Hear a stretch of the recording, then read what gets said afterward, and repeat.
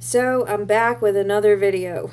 Uh, so last night I had a young man, well, I had a fella who came on the Haughty Heathen, and he commented on one of my posts and he asked me how I felt about women warriors because he had just been run out of a group because of his belief in women warriors of ancient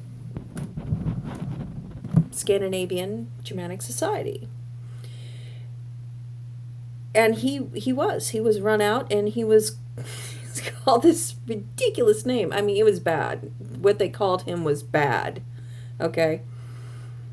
Something about being a stupid F, I think they tried to say cuck or something cuck. I get it. You guys got a cool word. It's called cuck. All right, I get it, boys and girls. Okay. I reassured that fella that he's not wrong. Whoever called him a stupid F because he wanted to talk about female warriors is really the stupid F. Okay? They had some, was that one group, Norsk? These guys, they never cease to amaze me. They never cease to amaze me. Something about women warriors is not a thing, that women don't compare to men, something. I think this is because of the animosity for feminism, modern feminism, that they have this notion that they've kind of been this superior thing throughout all of Germanic history, and that women have always been subordinate, and that the female warrior is some kind of mythic creature. So I have no idea what these boys are reading. So let's dive into these things I like to call books. Tacitus. Let's see here. What does Tacitus say? I wonder.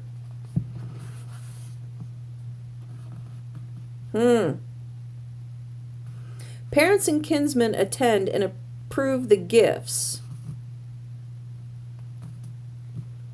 Gifts for the wife. Gifts not chosen to please a woman's whim or galley deck a young bride, but oxen, a horse with reins, a shield with spear. Oh, look, and a sword. A woman must not imagine herself exempt from thoughts of manly virtues or immune from the hazards of war. Tacitus. That's book 1. Let's try another book. Let's see if we find another book.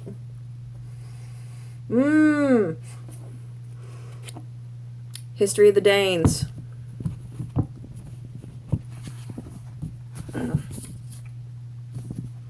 Book 2.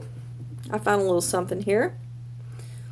After she sung much in the same rhythms, she dismissed her companions and spent the night fighting the evil hordes of monstrosities.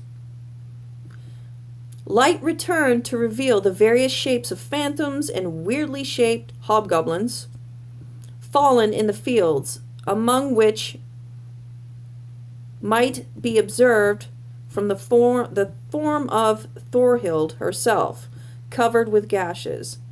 These were heaped into a huge pyre and set alight so that the sickening stench of their hideous carcasses should not spread a pestilence vapor and affect anyone approaching with its contamination. When this was over, Svanvita won the Swedish kingdom for Ragnar. Svanvita won the Swedish kingdom for Ragnar. That was a chick. She spent all night fighting phantoms, and then she turns around and she wins the Swedish kingdom for Ragnar. Not to be confused with Ragnar Lothbrok. He was one of many men named Ragnar. You did catch that part right, where she won the Swedish kingdom for this guy. this prince that she was trying to woo. Did you get that part? Okay, let's go to the next book, all the way to book 9. Now we'll get closer to the actual Ragnar of popular pop culture, Ragnar Lothbrok.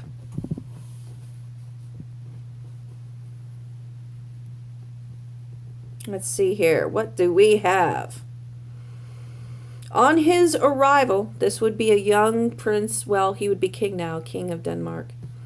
On his arrival, many women of quality who had lately suffered abuse to their bodies or feared that their chastity was in imminent danger began to dress themselves as men and flock in eagerness to his camp, that was Ragnar, vowing that they would put death before dishonor.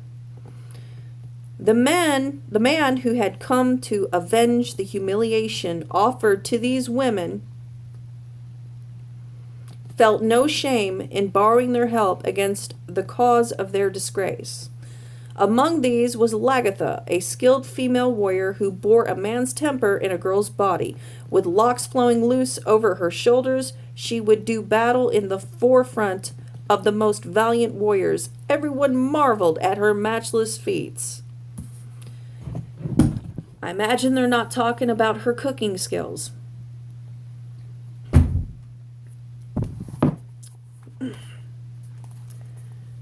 The Saga of Hrolfkraki. Let's see what we find in here. King Helgi attempts to marry Queen Olaf. At the time, a queen named Olaf ruled Saxoland. That's Saxony, northern Germany. Like a warrior king, she dressed in a coat of mail, carried sword and shield, and wore a helmet. This was her nature, beautiful in looks, yet cruel and arrogant in temperament. Those who knew about such matters said that Olaf was the best match in all of the northern countries, but she had no intention on marrying any man. She must be fake news. Okay. Are you starting to see a pattern here? Let's do one more. Because I'm not going to do this all night. I'm not going to hold your hand all night. The Saga of Hva and Heithric. Hva is a woman. I'm not going to go into the whole story of Hva, but I highly recommend you learn about her because she's an incredible figure of Germanic antiquity. I'm just going to say that this is after she got the sword, Tyrfing, from her father's grave. And she stayed he was probably Jarl or a king. I'm just kind of skimming here. Guthmund. She stayed at his place for a while. One day, Guthmund was playing chess. And when the game was almost up, he asked if there was anyone that could advise him to his moves. So Hvoth, this is Hervar. Hvoth is a masculine name that she was given when she was in Viking mode. So Hvoth went up to him and began to direct his moves. She's helping him with the game.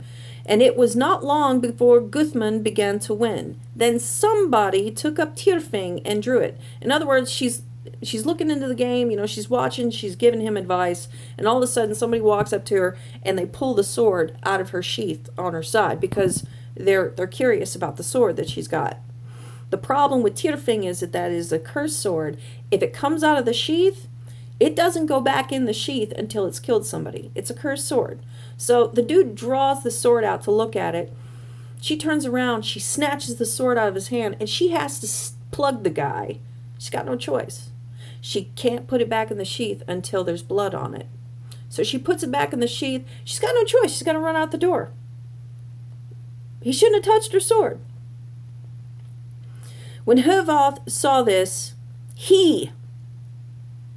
look, they call her he. when she is being referred to by her masculine name. When Hervarth saw this, he snatched the sword out of his hands, the guy that pulled the sword, and slew him, and then left the room. They wanted to rush out to pursuit, but Guthmund stopped them. Don't stir. You will not be avenged on the man so easily as you think, for you don't know who he is. This woman man will cost you dear before you take his life.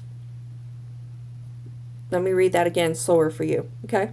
This woman man will cost you dear before you take his life. Okay, so there's actually a tradition in some of these sagas that when a woman decided to partake in warfare or raiding, if she had accumulated enough respect, they would give her a masculine name. And in some stories, she would be referred to as a he. It was a sign of respect for her abilities in warfare. And this is not the only saga that you can find that in.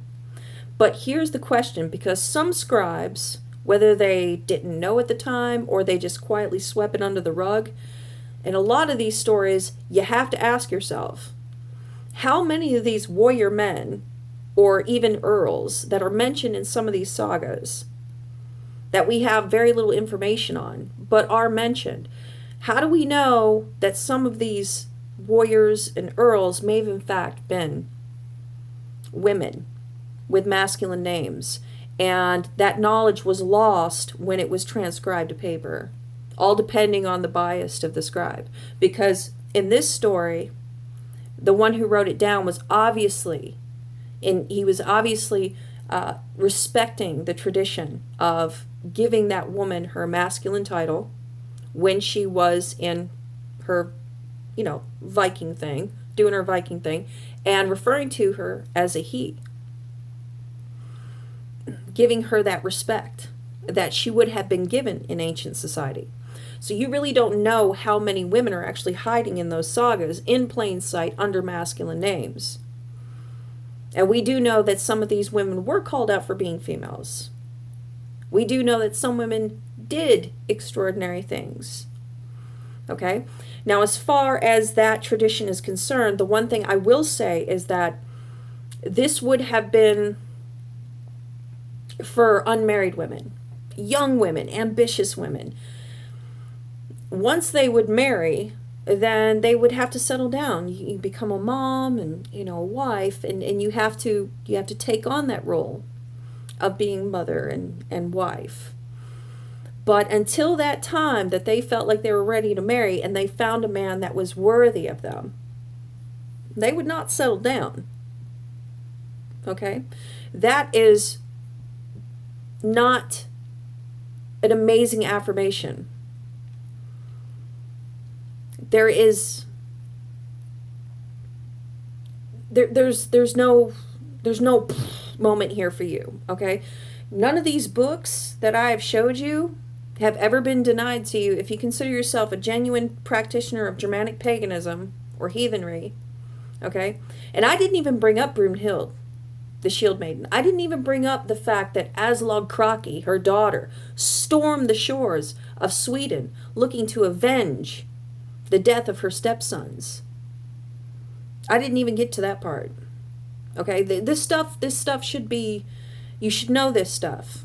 Okay, if you don't know this stuff, you have zero business getting on the internet and telling people that want to talk about female warriors in ancient society. You have zero business getting up there and calling people stupid cucks and all this other crap, because it's there. I don't understand where you're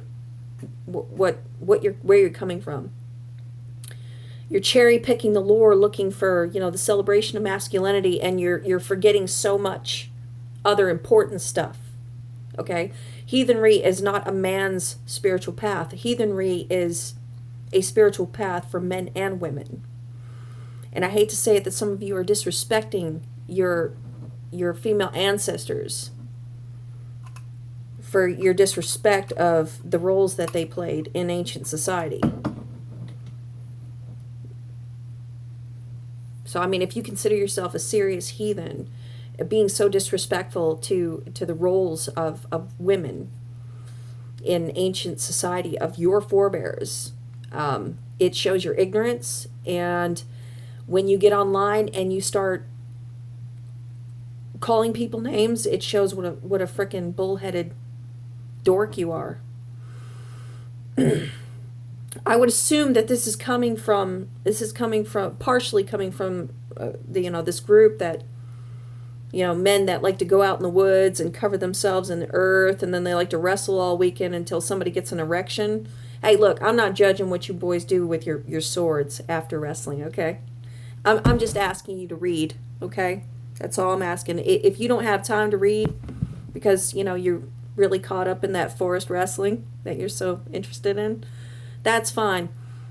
But don't sit there and belittle people over stuff you don't know about. I mean, if you don't know anything about female warriors, then that's fine, but don't be stupid enough to sit there and act like you're coming from some voice of knowledge when you're telling people, you're making it sound like female warriors don't exist and they didn't play pivotal roles in the ancient Germanic society, because that makes you look so stupid.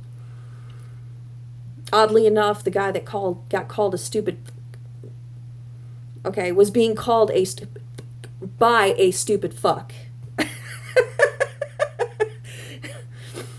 So, yeah. Yeah.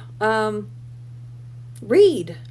I do everything I can when I'm working with people. I always try to direct you guys toward viable sources, because I want you excited about learning. Please don't get on Wikipedia and read some stuff and then think you're like some Viking warrior reborn. Please don't do that. Please read. Don't be dumb. Don't pick on people over something that you don't really know about. Anyway, that's my rant for the night, okay? That's right, the title says cross-dressing. Yeah, because it is a thing. When a woman transitioned from her feminine role into a warrior's role, a lot of times she would go from she to he. That was a thing. So, read. Read! Anyway, Aunt Nettie loves you.